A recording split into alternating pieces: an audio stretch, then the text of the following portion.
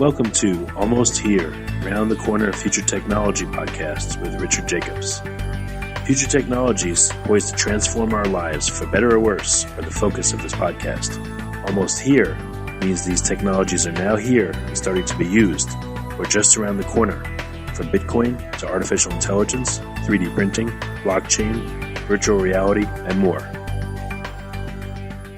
Hello and welcome back to Future Tech Podcast. I'm your host, Juliette Lamar, and joining us today is Michael Powell. He is a solutions consultant at ZL Technologies. Welcome, Michael. Hi, how are you doing today? I'm doing really great. I'm excited that you're here with us today. Michael, why don't you give us a little insight into ZL Technologies and what you guys are doing over there? Yeah, I'd love to. So ZL has been around for a little over 20 years. We got our start in the secure email and compliance space, but over the last 20 years, we've moved into records management, eDiscovery, a variety of different search applications. We provide pretty much a full suite of information governance services to a lot of Fortune 1000, government agencies, that kind of thing. Wow, so, something that's really easy. Sounds like a really easy job. I'm kidding. No, definitely. There's a lot of overlap with a lot of different industries. So it's nice to, have a little bit of search, a little bit of, legal technology, that kind of thing. So we definitely get to see a lot of interesting business problems and regulatory problems. And you're keeping information safe is kind of what it's based on, but it's blossomed into so much more. Yeah. So, the first kind of motivator for us was, secure email search, and email compliance back like in the late 90s, early 2000s. But, over time, as regulations change, as business needs change, we've had to pivot ourselves multiple times, come up with new products, target new markets. So that's something that we are always, keeping track of is, what's needed in the industry and what kind of products can we bring to bear for those problems. So what are some of, the top three challenges you're finding in the industry right now, and then the solutions that you specifically at ZL Tech are providing? Yeah, so, I would say that the first major, problem that businesses face in this space is just integration. General, getting everything under one umbrella. So one way that we like to describe it is bringing data out of the dark. You can imagine a company is going to have a lot of data generated just from their natural day-to-day activities. And one of the challenges of a, corporate governance official or officer in the company is, how do we bring that stuff under the umbrella of compliance? How do we keep track of what's there without, disrupting business activity? So that's always sort of the fundamental,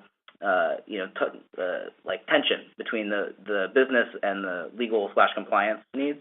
But I would say that's sort of the, that's been something that we've been experiencing for 10 to 15 years in this industry. But the next types of things are pretty common, sort of big headline stuff like GDPR or just data privacy in general, how companies are trying to either structure themselves in anticipation of new regulations or how they're even trying to maybe combat or tweak proposed regulations. So that's definitely something that a lot of our customers have been concerned about. But, as a solutions consultant, I really work a lot more on very narrow problems that are faced by, particular company or government agency. And the services you guys provide, some of the top things are data sources, storage optimization, and data migration. What are some of the reasons why ZL Tech is the top company to use for these services? Because I know they're provided by others as well. Yeah, there's a lot of great companies out there for those, those services. But at the enterprise scale, if you want to do all those things at the same time, as well as, search across that data or archive it, we provide, like I said before, that full suite of services. So we can provide, professional services in the sense of, customizing or configuring the product.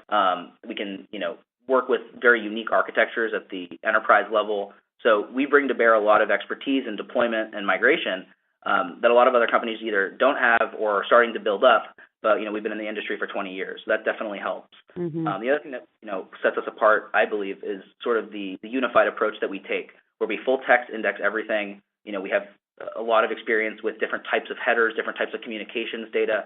So we're really comfortable, integrating new data sources on the fly, working with customers that might have something that we've never seen before. So we can provide that really, close level of attention and, high level of expertise that, maybe other firms either don't have or, have, but maybe aren't able to provide as quickly as we are. No, that's fantastic. So Michael, give us a little bit of background about yourself. How did you come to be at ZL Tech and really what's one of your motivating features here? Yeah, so, I got started in tech working in startups. Throughout my education, I was always, doing some contract coding work on the side, starting companies with friends, helping other friends of mine that were starting companies. So I started off in the tech space at like really a low level, small companies working on very narrow problems. But over time, I wanted to kind of find a place where I'd be working with bigger companies, taking a little bit more ownership in what I was doing, but also, learning a lot from older, more experienced people. And that's kind of what drove me to ZL was, the industry expertise. It's a relatively small environment compared to, let's say, a Microsoft, so you get a lot more ownership and control. And, the benefit of that is that I can actually, deal with a client, see an issue in real time, and then go right to the dev team, go right to our CTO, and actually work through those problems, very quickly and in real time. So that was definitely something that attracted me, versus the startup space where you definitely have to do a lot of the same type of cross-functional work, but you don't have the industry expertise, you don't have the name brand recognition, and ZL carried a lot of that stuff with it. Absolutely. What are some of the, for lack of a better word, I guess, mistakes that you see companies making that in your mind they should not know better, but that you think that are easily avoidable and maybe could be an educational segment of this podcast? Well, it's very easy to, beat up on corporations. They're easy targets. I would say a lot of them are actually doing pretty good work and interesting work in this regard. Especially the ones that are on the cutting edge, like, some of the bigger pharmaceutical customers that we work with or banks, they're willing to put their best foot forward on this stuff because it's relatively low cost compared to the rest of their operations. And they know that, they could get hit with pretty big fines or they could lose an important case. So, I would say that the big players are sort of the ones that if I was running a smaller company, I would look towards them for some guidance. But, I would say some of the biggest mistakes, I think, kind of go back to what we were talking about before about, not integrating data silos quickly, not being sort of proactive about compliance needs, sort of pushing compliance and legal to the back burner and instead of mixing it with the importance of business processes and revenue generating processes, because that tends to be the focus, obviously, is stuff that brings in money, but it's also important to cut costs and, prevent future costs. So I would say that, just valuing the importance of this is hard. And I don't fault any company for not knowing exactly how much to spend on this, but that might be something that, companies can start to get a bit more quantitative about and get a bit more rigorous about is how much money to spend on this type of thing. Because resources are always going to be limited, but the more money, the more resources you can bring to bear, the better off you're going to be from a compliance point of view, from a discovery point of view, even from a records classification and management point of view. That data can then be made available for, business-driven analytics. So a lot of this back office type stuff is really actually important for the front office, but sometimes either the motivation isn't there or the communication channels internally haven't been set up properly. But, like I said, I think a lot of companies are doing really good work in this regard, and obviously there's improvements to be made, but companies are definitely thinking about it more than they were 10, 15 years ago. Definitely, and with the 20 years of experience that ZL Tech has, it's such a great base for companies who are looking for these specific solutions, because you guys have seen most things that have happened. You've seen it all, and you will have a better idea of where the industry is going as well. So, what challenges do you see coming up in the future for companies and then maybe what are some of the new services and resources that ZL Tech will be rolling out? Yeah, so I would say the first one is sort of the buzzword of the year is GDPR, but more generally, privacy related legislation. I think companies are starting to come to grips with public demands for a certain amount of control over their own data, while also trying to figure out, how do we actually make this work with our business model? Like, how do we actually still turn a profit if we can't collect certain information? So I think that's obviously sort of the perennial problem that some companies, especially like Facebook, Google, they're going to be facing over the next few years. But I think part of that, too, is if anything, the bigger companies are pretty well suited because, like I brought up before, they actually are on the cutting edge. It's the smaller, newer companies that might have a bit more trouble architecting a business model that's both profitable and compliant. So, I could see those being pretty big challenges. And the other, I think big challenge, another big buzzword as well is, the AI machine learning aspect, how that mixes in with defensibility and compliance. Because you might get better predictive accuracy, you might get, less false positives, but if you can't explain or you can't articulate why certain things are either classified or acted upon in a certain way, that might not be great from a legal point of view. So knowing how machine learning and AI are going to come into whether it's compliance or litigation, I think that hasn't been fully, dealt with or understood yet. And I think it's just going to take a lot more time and a lot more data before we can really, come up with good answers for those questions. Absolutely. So if a company wants to come and use your service, walk us through a little bit about how that would look and feel for that company. Yeah. So one of the first things that we would do with any company that we work with is we get a sense of the size of their environment. So, what are we working with emails? Are we working with files, instant messages? At what level, how many of these do they want to ingest? How often? Those are the kind of questions we start with. But, obviously we do some strategic considerations as well. We'll adjust the product or we'll add certain features to the product based on a customer's need because we really target bigger, more developed companies. So if a large pharma or a large bank wants a certain feature, that's probably a good sign for us to develop that feature. So that's one that we pride ourselves on as well, is working really tightly with some of the leaders in these industries, but at the firms, not at vendors, but the firms that we work with, because there's a lot of expertise, there's a lot of knowledge from them as well that helps us when we either add new features or change existing features. So that's definitely an important component of the sales relationship, is setting those expectations and actually delivering on those promises. But it's like any other vendor product. So if we're on premise, we would help them configure their hardware and buy the hardware, install the software. For our cloud customers, we would do a lot more of that work for them. We would do some maintenance for them as well in the cloud. And then, of course, we also have some hybrid customers, and that would involve some more, professional services work. But, if they wanted to host the actual application on site but have the UI in the cloud, or have the, database or the vault in the cloud, those are things that we can work with. So, having that flexibility, I think, is probably the most important thing. And then having that close customer relationship when we do feature design and, feature enhancements is also really important for that process. And do you have any case studies or successful client studies that you'd like to share with everyone? Well, we don't normally disclose, who our clients are, but, I'd be happy to talk about some of the pharmaceutical customers that I work with, just not by name. So I work Absolutely. with, two of the larger, life science and pharma companies in the country. And I typically work with one on records management and file management, and the other one I work with on eDiscovery.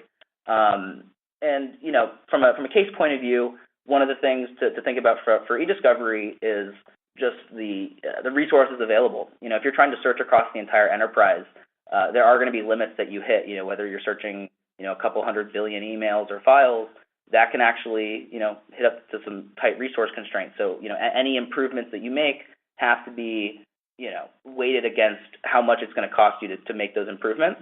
But part of the problem is, and this is something that I found really interesting when I was working with this client, was even if we wanted to improve our search performance by a couple percent, that isn't always in line with what they want. For them, the search finishes in 20 minutes sooner than it would have otherwise, but maybe let's say if we had gone with one of the changes we were thinking about, we would have actually returned more results in the search, but the search would be done faster. But for them, that actually cost them much more time than the 20 minutes saved on the search, because they had 100 more documents to go through. So it's that kind of thing that can be really interesting when you're working with clients, is where are the priorities, where's the business, where's the business focus, where's the technology focus, and how do you, communicate those things and balance them? Because, we're more focused on the technology, the performance, the consistency, the reliability. But what if, something happens where we improve the performance, but it actually affects their workflow? So, we have to constantly be communicating with our customers and keeping those, needs in our plans, to make sure that we're not stepping on toes or, over-promising or under-promising, that kind of thing. Yeah, I mean, that all makes complete sense. What are some of the biggest lessons that you have learned by working in this space? Great question. So I would go back to the case that I just mentioned. So, what you see as an improvement might not be an improvement to someone else. You might say, we increased the speed 10%, but if it, has other downstream consequences, that might not matter. So that's, one thing I've definitely learned. Another is just, about distributed systems in general, large kind of enterprise scale applications. It's not like installing, like a FaceTime or, just opening up Facebook. It does take a lot more work to get these things to work properly. But the benefit is once they work, they're really consistent. The reporting is compliant. You have audit trails. So it's one of those things where, my first day at ZL, I opened up the application. I didn't really know what to do. But, now couple years later, I'm able to easily kind of open up the application, configure it however I want. And that's really powerful. And our customers have that ability as well. It just takes some time to train them and set them up. But once they have the tool, there's a lot that they can do with it. They're constantly adding, I have customers that will buy new modules, or they'll use a new part of a module they already have. So, I really enjoy that as well, as kind of learning with the customer and teaching them, because, I always liked teaching when I was, I tutor, in school, and I just really liked having that connection with the customer. I think it's really important for the long-term health of the relationship. Absolutely. I mean, learning is the basis of our human connection, and also the basis, to propel ourselves into the future. It's a very important step with any company. And it's fun. So. Exactly. Learning is fun. I know that ZL Tech goes to a lot of different events. So what kind of events do you have coming up that you'd like to talk about? So actually, I am not super privy to all the events that we have coming up. I can definitely send you some info if you wanted to, put that in the podcast description. But I actually recently did an event called DSF. We have another one, I think, coming up called InfoSec, and I'll be speaking at that one as well. So those were the two most recent. Was DSF back in, I believe that was in May, and then InfoSec, which is coming up in October. But we might have some other events, but those are the two big ones. So you're going to be speaking at InfoSec, and that one is, I believe, you said October, and it's in Washington, D.C. Is that correct? I believe so, yeah. All right. Well, our listeners, if you're in Washington, D.C., you're going to be there in October. You should definitely check that out. So what is the best way for people who are interested in learning more or connecting with you guys, or eventually maybe going to an event? What is the preferred way for people to get in touch with you? So you can go to our website and reach out to us from there. You can also come up to us at our booths at ARMA later in the year, InfoSec. We'll be on the floor. We'll have sales reps and marketing professionals that you can talk to and learn a little bit more about the industry and about the product. You can also look us up on LinkedIn. So there are a number of options and places to find us. We're kind of pretty active on LinkedIn, posting articles, publishing our blog posts, that kind of thing. So if you want to learn more about whether it's information governance, information security, it's a great source for that. Fantastic. And your website is www.zlti.com, correct? Yep. Yeah. Wonderful. Well, Michael, thank you so much for coming on the show today and for really giving us a lot of really important information to think about and giving us some insight into ZL Tech and all the solutions and services you guys are providing. Yeah, thank you for giving me the time. I enjoyed it a lot. That is Michael Powell. He is the solutions consultant at ZL Technologies. Their website, one more time, is zlti.com. Thank you all so much for tuning in. This has been Juliet Lamar with Future Tech Podcast. You have been listening to Almost Here, Around the Corner Future Technology Podcast with Richard Jacobs. Subscribe to this podcast, post a review to discover more future technologies that are poised to transform our lives for better or worse, such as Bitcoin, artificial intelligence, 3D printing, blockchain, virtual reality, and more.